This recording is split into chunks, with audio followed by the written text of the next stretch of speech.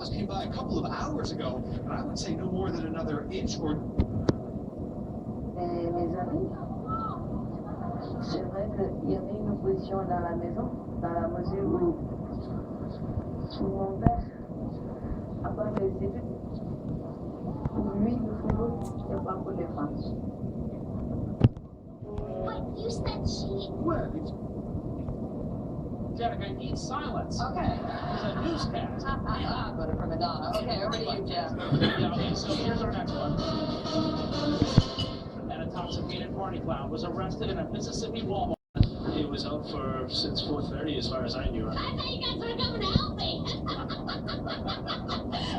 Sorry about that. Annette Hood is trying to clear a path out of her hole just in case, but with heat and plenty of whiteout conditions, but the Pats flag is toughing up the storm. Driving is treacherous even behind a snowplow. Emergency workers haven't been asleep. I'd say stay off the roads, don't